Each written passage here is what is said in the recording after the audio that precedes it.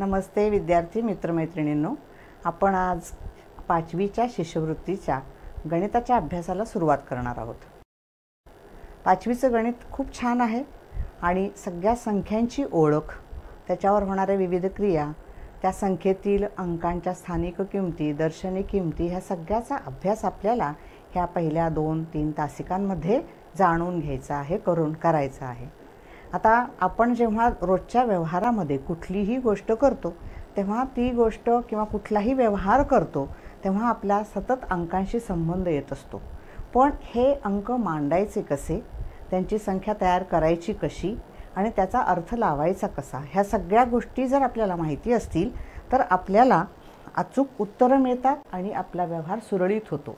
उदाहरणार्थ समजा मी इथे एक संख्या लिहिली, आधी मी देवनागरी लिपीत लिहिते आणि मग नंतर आपण इंग्लिशमध्ये म्हणजे इंटरनॅशनल जी भाषा आहे गणिताची लिहिण्याची जी एक लिपी आहे ती त्याच्यात लिहिणार आहोत आणि नंतर आपण अक्षरात पण ती संख्या लिहिणार आहोत।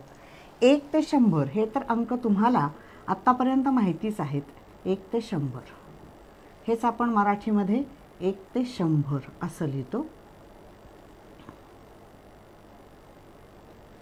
आता बघा, ह्या संख्येमध्ये आपण 100 म्हणतो तेव्हा तुम्हाला 3 अंक दिसत आहेत।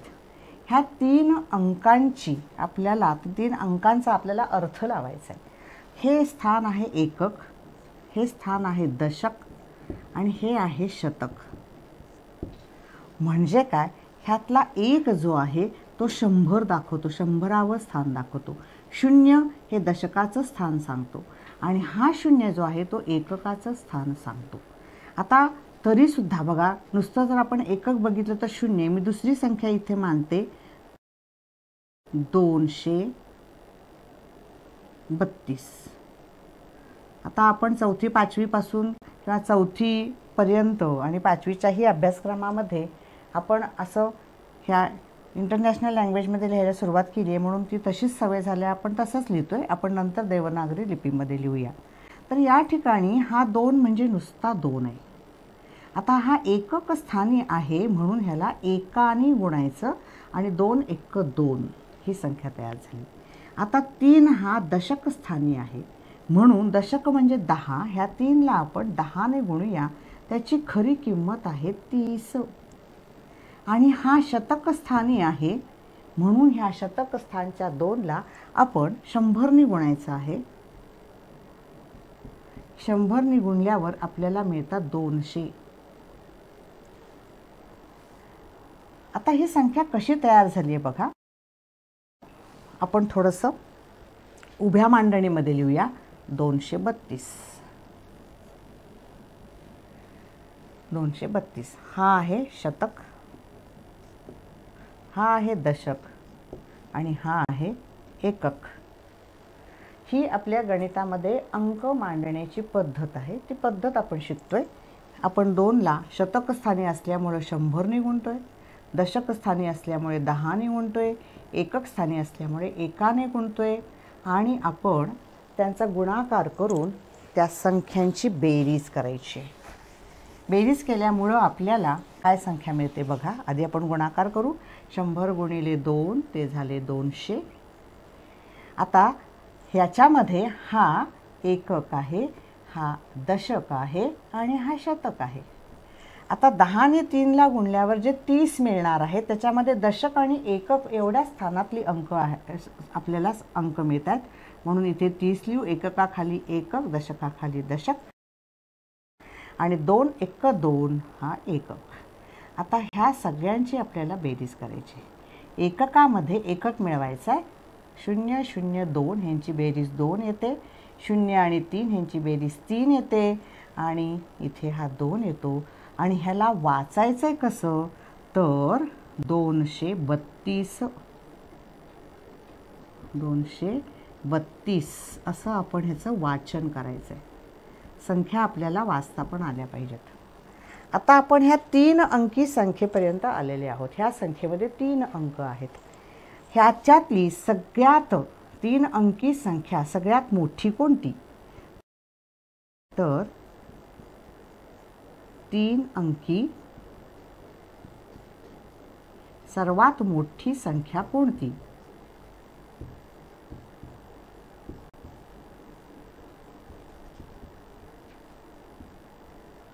तर ती आहे 999.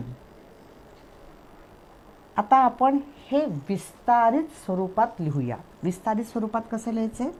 तर हे लिहायचे 9 म्हणजे 900, 9चं स्थान शतक स्थान आहे म्हणजे हे 900 आहेत, अधिक हे दशक स्थानी आहे म्हणून 90 10ने गुणून, आणि अधिक ह्या याला 1ने गुणून 9. परत इथं मी लिहिते हे शतक आहे, हे दशक आहे स्थान, आणि हे एकक स्थान आहे. ह्या सगळ्यांची बेरीज केली, एकाखाली एक मांडलं की आपल्याला मिळतं 999. तर आपण चौथी पाचवीमध्ये ह्या सगळ्या गोष्टी शिकलेलेच आहोत. चौथीमध्ये तर आपल्याला ह्या 3 अंकी संख्यांचा अर्थही माहिती आहे, किंमत माहिती आहे, त्याची स्थानिक किंमत माहिती आहे, दर्शनी किंमत माहिती आहे. ह्याच्या दर्शनी किमती जरी 999 दिसत असल्या तरी स्थानिक किंमत 900, 90 आणि 9 अशी आहे. आता ह्या संख्येमध्ये जर 1 मिळवला तर पाठीमागे आणखीन एक स्थान आपल्याला निर्माण करता येतं किंवा ते निर्माण होतं. काय होतं ते आपण बघूया. तर सर्वात मोठी संख्या आपण 3 अंकी घेतली, ह्याच्यापेक्षा मोठी 3 अंकी संख्या असणार नाही. मग 4 अंकी संख्या तयार करण्यासाठी तुम्हाला माहिती आहे आपण क्रमवार संख्या लिहित असताना त्याच्यामध्ये 1 मिळवतो एकक स्थानी.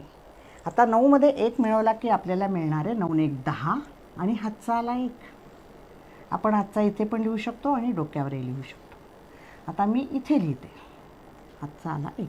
9 आणि 1 10 0 हातचा आला 1 आणि परत 9 1 10 आणि तुम्हाला एक 4 अंकी संख्या मिळाली. एक 4 अंकी संख्या मिळाली.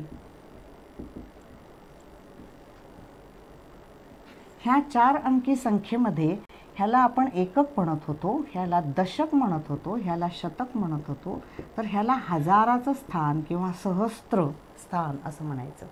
हजाराचं स्थान आहे ते. मग आता याचं वाचन कसं करायचं? तर 1000 1000 असं ह्याचं वाचन करायचं. ही सगळ्यात लहानात लहान 4 अंकी संख्या आहे. 1000 ही 4 अंकी सर्वात लहान संख्या आहे. आता आपण ह्याच्यामध्ये 1 1 2 2 किंवा इतर कुठल्या संख्या मिळवून त्या संख्यांचं वाचन कसं करायचं ते बघूया. ही सगळ्यात लहान 1000 स्थान असलेली निर्माण आपण इथं केलेलं आहे, 1000वे स्थान निर्माण केलं आहे. ह्याच्यामध्ये जर आपण इथे 43 ही संख्या मिळवली तर बेरीज केल्यावर इथे 3 मिळाले, इथे 4 मिळाले. कारण कुठल्याही संख्येत 0 मिळवले तर त्याची किंमत बदलत नाही. तो बेरजेचा अविकारक घटक आहे. 3 हा 4 हा 0 आणि हा 1. आता ह्याला आपण 1000 वाचत होतो, इथं ह्याला कसं वाचायचं? 1043 असं नाही वाचायचं. 1043 मध्ये ह्या शून्यला इथे शतकस्थानी असलेल्या ह्या जागी ह्या स्थानावर 0 असल्यामुळे त्याचा उल्लेख न करता आपण काय म्हणायचं? 1043 असं त्याचं वाचन करायचं. 1043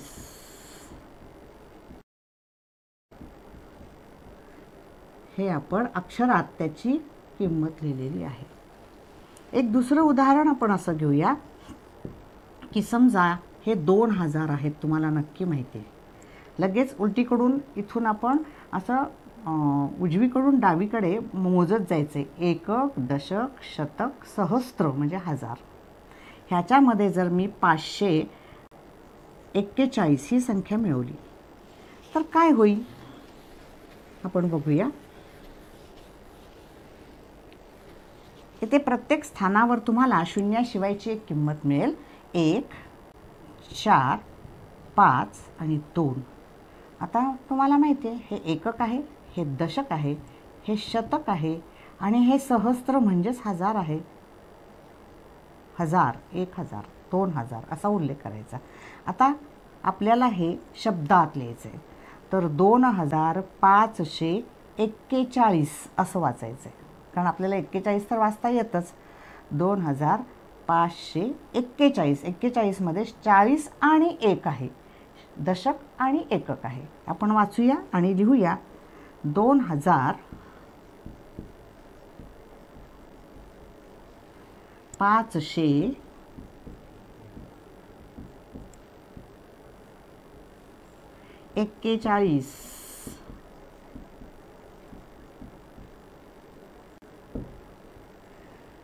कारण आपल्याला अंकाच्या स्वरूपात संख्या दिली असेल तर ती तुम्हाला शब्दात लिहिता आली पाहिजे, आणि शब्दाच्या स्वरूपात दिली तर ती त्याचं रूपांतर तुम्हाला अंकांच्या स्वरूपात करता आलं पाहिजे, ती संख्या लिहिता आली पाहिजे.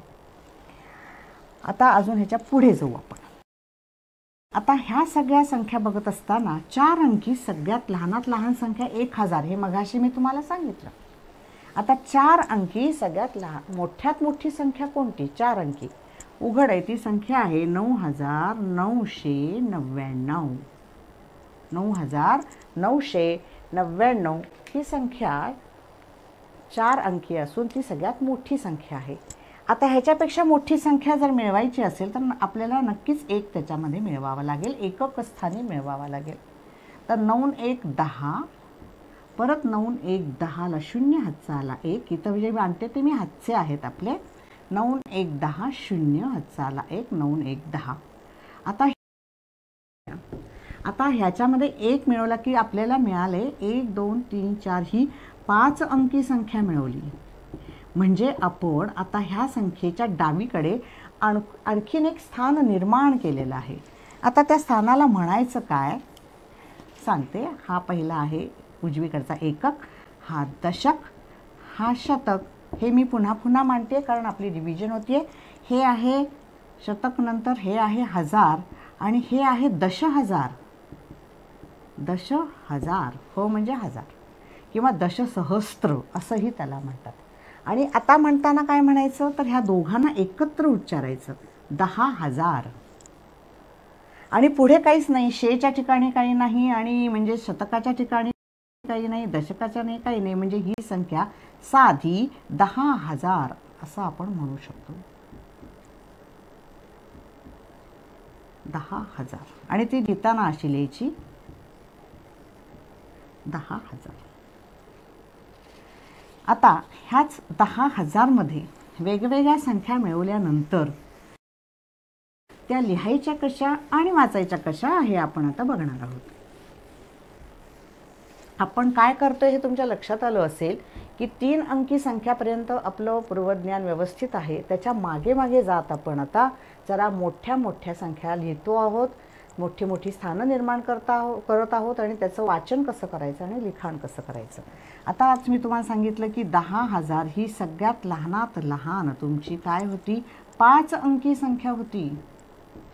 बघा आपण 5 अंकी संख्येपर्यंत आलो, 3 अंकावरून 4 अंकांवर आलो, आता 5 अंकी संख्या आहे.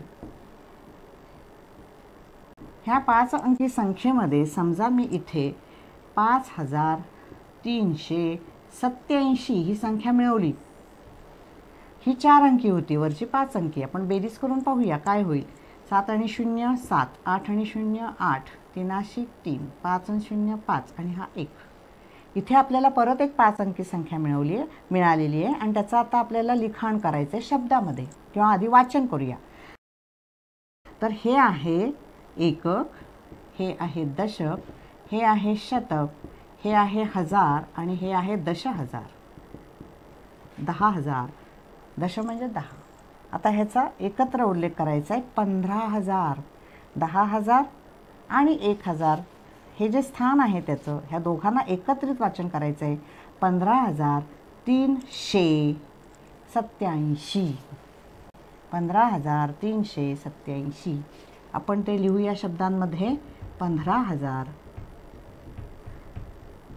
हे सगळं मी लिहित असताना तुम्ही पण लिहून घेतलं तुमच्या वहीत तरी चालेल. 15,387.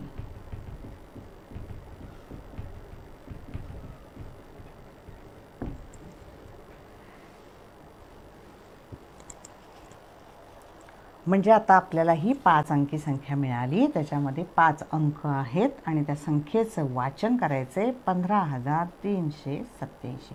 इथे मात्र आपण 5,000 म्हणतोय, इथे 15,000 म्हणतोय. ह्या 15मध्ये 10,000 इन्क्लूड आहेत, त्याच्यामध्ये ते सामावलेले आहेत, म्हणून आपण 10 अधिक 5 15,000 असा त्याचा उच्चार करणार आहोत, असं त्याचं लेखन करणार आहोत. आता तुम्हाला मी जसं सांगितलं की 5 अंकी सगळ्यात लहानात लहान संख्या जी आहे ती संख्या आहे 10,000. पण मोठ्यात मोठी कोणती असेल तर 99,999 ही मोठ्यात मोठी 5 अंकी संख्या आहे. 5 अंक आहेत, एकक, दशक, शतक, सहस्त्र, दशसहस्त्र, एकक, दशक, शतक, हजार, दशहजार. आणि ह्याच्यामध्ये आधी फक्त 1 मिळवून पुढची जर संख्या आपण मिळवायची ठरवली तर पुढची संख्या काय मिळते बघूया. 9 1 10 हाचा आला 1, 9 1 10 हाचा आला 1, 10 1 हाचा आला 9 1 10 आणि 9 1 10. आता तुमच्या लक्षात येईल की इथे किती अंक मिळाले. इथे 5 अंकी होती ही संख्या. ह्या 5 अंकी सगळ्यात मोठ्यात मोठ्या संख्येमध्ये 1 मिळवल्यामुळे आपल्याला 6 अंकी संख्या मिळालेली आहे. ही जी 6 अंकी संख्या आहे ह्या संख्येमध्ये एकक, दशक, शतक, हजार, दशहजार आणि आता हे काय आहे तर ह्या स्थानाला नाव दिले लाख. आता ह्या लाखामध्ये काय आहेत बघा, 100,000 असतात लाखामध्ये. 100,000 झाले हे 100,000 आणि मग 100, कारण हजार आहेत ना, ह्याच्या मागे 10 आहेत, मग हे तिन्ही मिळून काय झाले 100. 100,000 आणि पुढे काहीच नाही म्हणून 000. पण आता ह्याला 100,000 नाही म्हणायचं, ह्याला म्हणायचं 1,00,000. आपल्याला नावं द्यावी लागतात प्रत्येक स्थानाला, म्हणजे आपल्याला त्याचा अर्थबोध लवकर होतो. आता ह्याचं वाचन कसं करायचं तर फक्त 1,00,000. आता हे खूप सोपं आहे. ही 6 अंकी संख्या आहे आणि त्याची किंमत आहे 1,00,000 00,000 00 00. पण असं नाही म्हणायचं आहे, फक्त 1,00,000 म्हणायचं आहे. आणि आता ह्याच्यामध्ये जर मी आता ही 6 अंकी संख्या मिळाली, ह्याच्यामध्ये मी जर एक 5 अंकी संख्या मिळवली तर काय होईल बघूया. 98,542 ही संख्या समजा मी मिळवली, कारण हे दशहजार आहेत, हे हजार आहेत. दश म्हणजे 90, 90 अधिक 8 98, 98,542. आपण ती संख्या तयार करूया, बेरीज करून 2 4 5 8 हे 9 आणि हे 1. आता त्याच्यामध्ये हे 98, 100,000मध्ये 98,000 मिळवले आपण, पण 100,000 म्हणजे हे 1,00,000 आहेत. 1,98,542.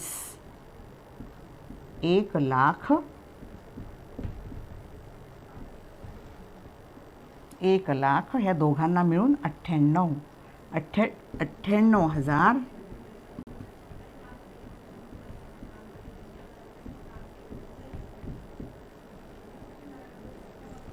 542.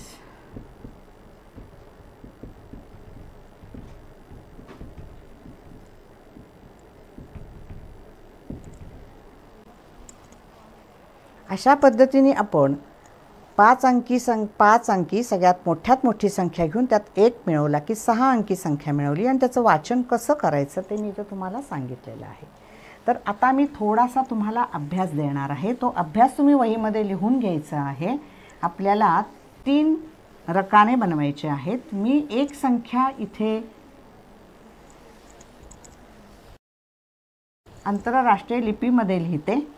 तुम्ही ती देवनागरीत पण लिहायची आहे आणि मग तुम्ही शब्दात पण लिहायची आहे. पहिली मी इथे संख्या लिहिते.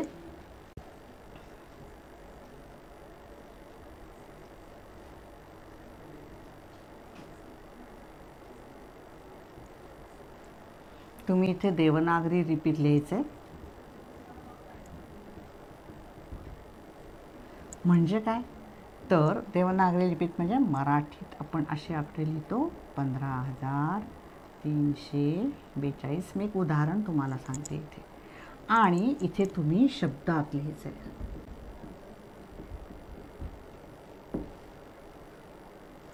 संख्या. आता मी इथे दुसरी म्हणते.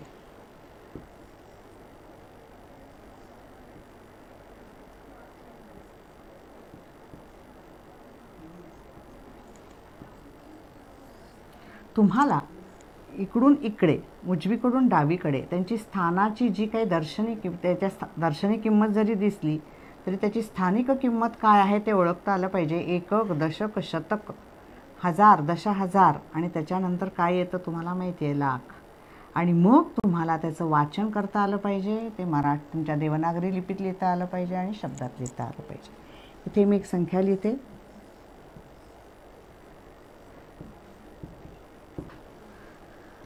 आणि चौथी संख्या आहे, आपल्याला दोन्हीमध्ये त्याचं रूपांतर करायचं आहे.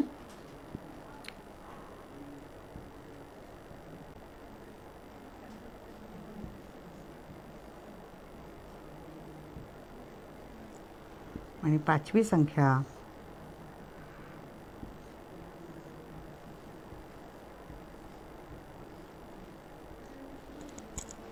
तर या सगळ्या दिलेल्या मी ज्या काही संख्या आहेत त्या संख्या तुम्ही लिहून घ्यायच्या आहेत आणि त्यांची अशी देवनागरी लिपीत आणि शब्दामध्ये त्यांची रूपांतरं करायची आहेत.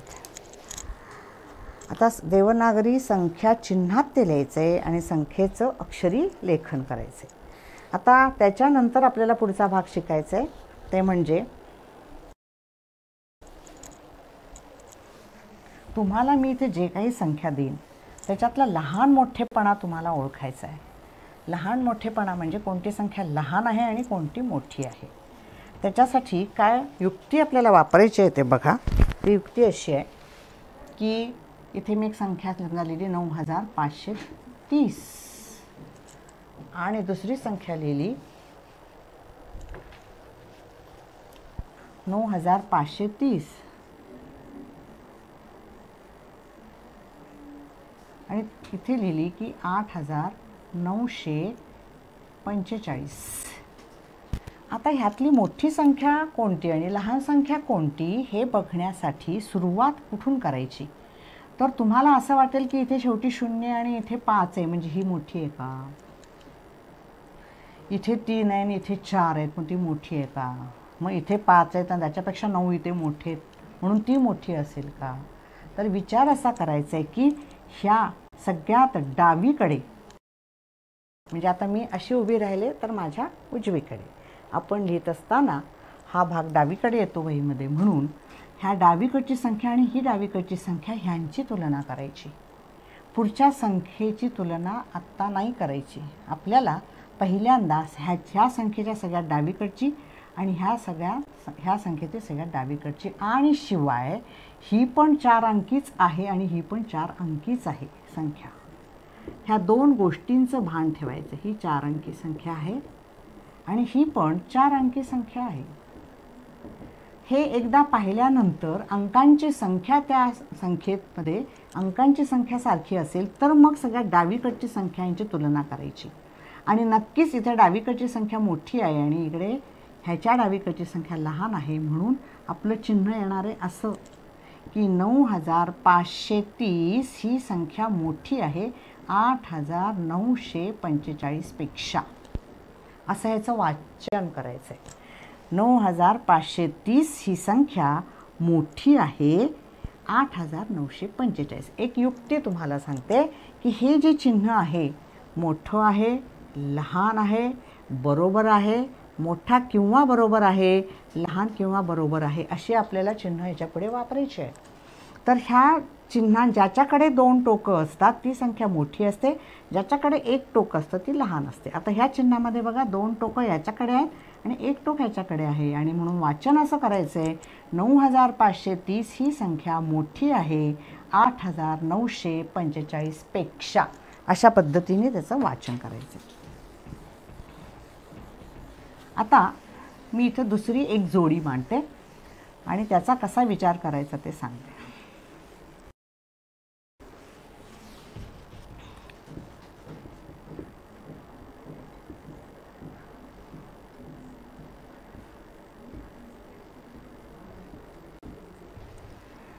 पहिलं आपलं लक्ष गेलं पाहिजे की दोन्ही संख्यांमध्ये अंकांची संख्या समान आहे का. म्हणजेच काय, तर ही पण संख्या 5 अंकी आहे, 5 अंकी आहे आणि ही पण संख्या 5 अंकीच आहे. चला, म्हणजे आता आपल्याला तुलना करायला पुढचा मुद्दा लक्षात घ्यायला हरकत नाही. पहिला मुद्दा काय आहे, तर दोघांमध्ये अंकांची संख्या समान आहे. 5 अंकी संख्या, ती पण 5 अंकी संख्या. ओके, आता आपण काय करायचे, डावीकडची संख्या बघायचं ते. मग ह्याच्या तुमच्या मी सांगितलेल्या नियमाप्रमाणे, तर त्या नियमाप्रमाणे इथे पण 3 आहे, तिथे पण 3 आहे. आता मुळात हे 3 कोणत्या स्थानी आहेत बघूया. एकक, दशक, शतक, हजार, दशहजार. इथे पण एकक, दशक, शतक, हजार, दशहजार किंवा दशसहस्त्र. आता दशसहस्त्रामधला किंवा दशहजारमधला अंक सारखाच आहे. मग आपण हजाराच्या स्थानाकडे पाहायचं आहे. हजाराच्या स्थानी इथे 1 आहे आणि इथे 2 आहे. ह्यांची तुलना करायची. म्हणजे आपण तुलना करत असताना डावीकडून उजवीकडे जायचं आहे. आणि नक्कीच 2 ही संख्या 1 पेक्षा मोठी आहे. म्हणून काय होईल, तर 31,590 ही संख्या लहान असणार आहे 32,612 पेक्षा. म्हणजेच आता आपण ह्या चिन्हाची जी 2 टोकं आहेत ती याच्याकडे केलीत, म्हणजे ही मोठी आहे आणि ही लहान आहे. वाचन कसं करायचं, 31,590 लहान आहेत 32,612 पेक्षा. बघा, पहिला आपला काय आहे क्रायटेरिया, पहिला आपला काय नियम आहे की त्या दोन्ही संख्येमधील अंकांची संख्या सारखी आहे का. ही पण 5 अंकी, ही पण 5 अंकी आहे.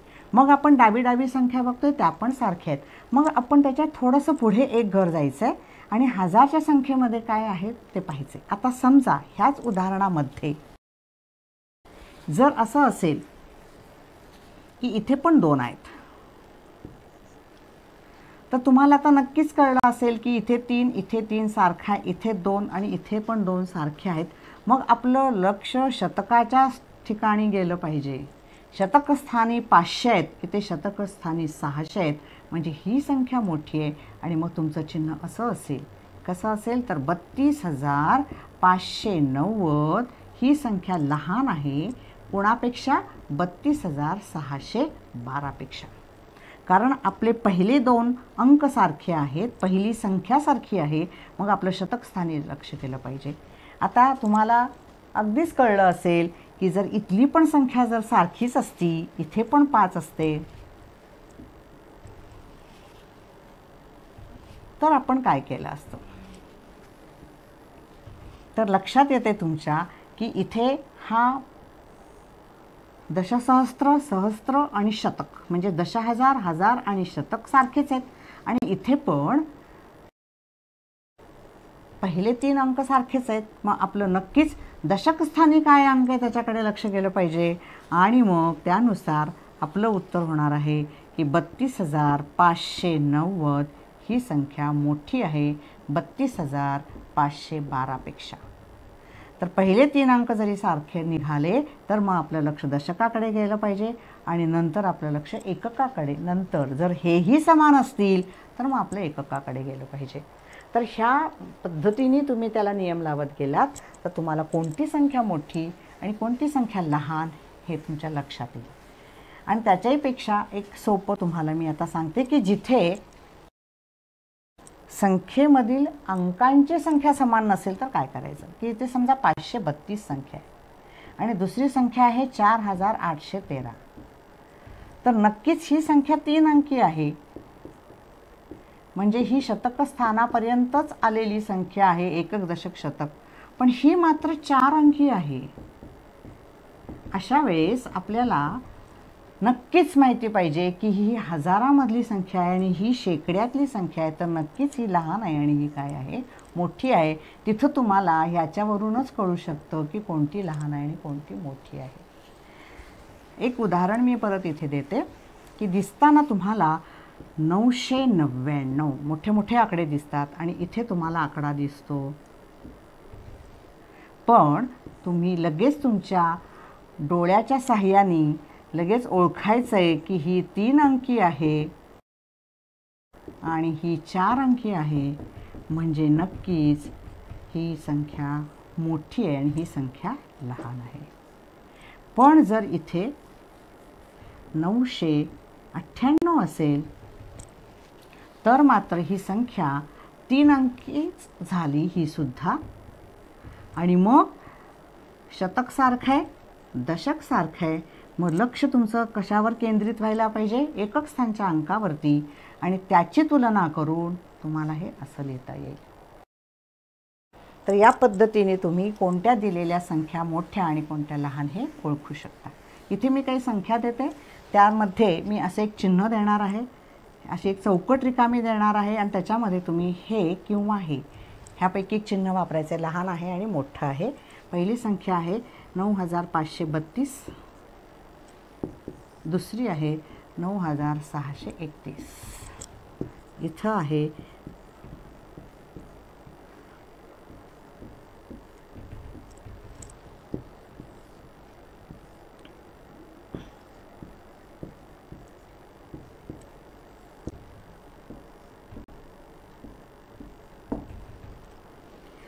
तर तुम्ही त्या संख्यांचं तुम्ही निरीक्षण करायचं आहे, त्यांची स्थानिक दर्शनी किंमत पाहायची आहे आणि त्याच्यावरून त्यांचा लहान मोठेपणा ठरवायचा आहे. तर आजच्या तासाला आपण इथेच थांबूया.